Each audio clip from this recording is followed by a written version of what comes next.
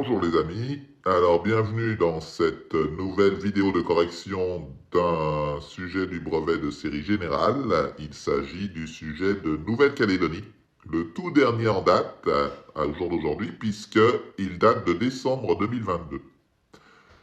On va donc procéder en différentes petites vidéos, une vidéo par exercice. Vous pouvez télécharger le sujet dans le descriptif de cette vidéo.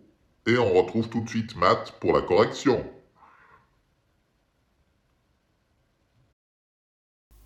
Premier exercice, vrai ou faux.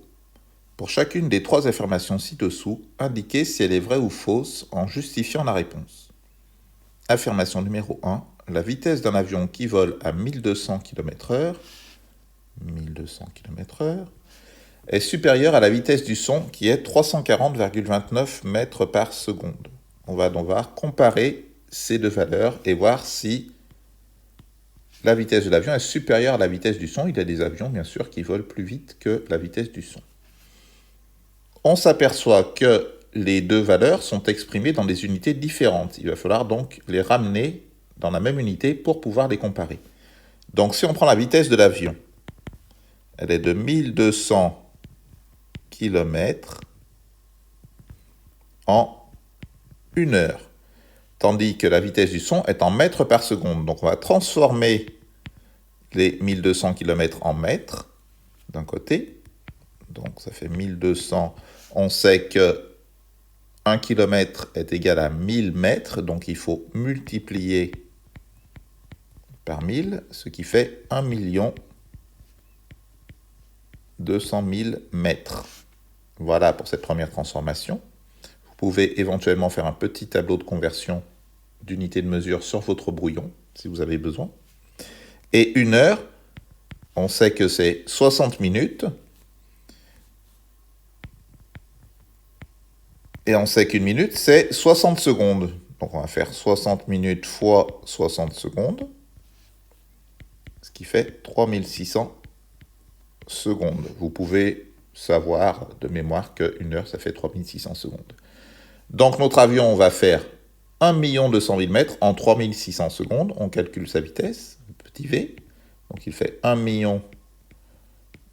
200 000 mètres divisé par 3600 secondes, ce qui nous fait 333,3 mètres par seconde.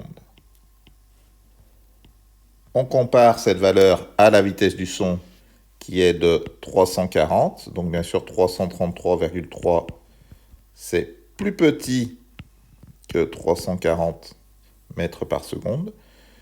Donc la première affirmation est fausse. L'avion vole moins vite que la vitesse du son.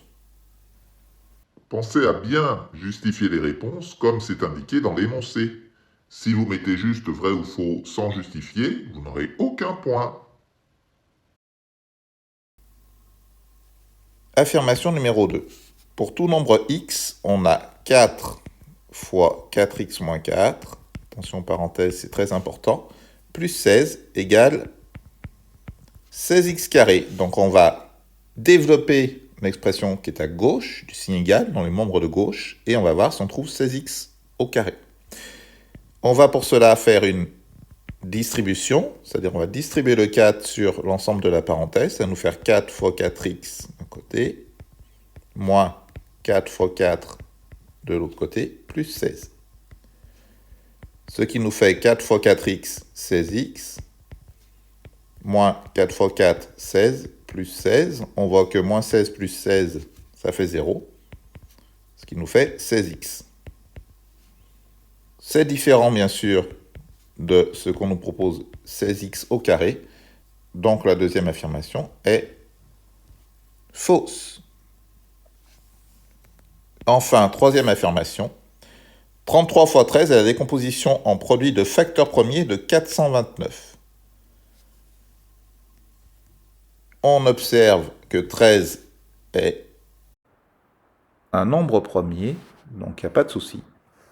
Par contre, 33 est égal à 11 fois 3, Et donc 33 n'est pas un nombre premier. Donc la troisième affirmation est également fausse.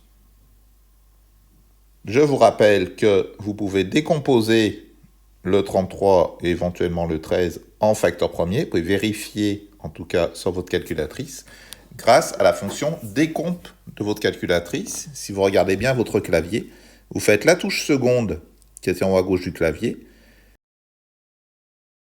Et ensuite, vous appuyez sur décomp. Vous voyez, c'est la deuxième touche au-dessus du 8.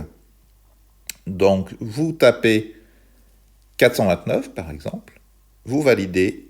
Et ensuite, vous faites décomp. Et vous aurez la décomposition en facteur premier de 429. Comme ça, vous verrez si c'est juste ou faux. Voilà pour ce premier exercice assez rapide, qui valait quand même 18 points. On se retrouve dans une prochaine vidéo pour l'exercice suivant. C'est important, comme on l'a vu dans cette dernière question, de bien maîtriser sa calculatrice pour réussir au brevet. Voilà, on a donc 18 points dans la poche et on peut continuer directement sur le deuxième exercice dans la prochaine vidéo. À bientôt!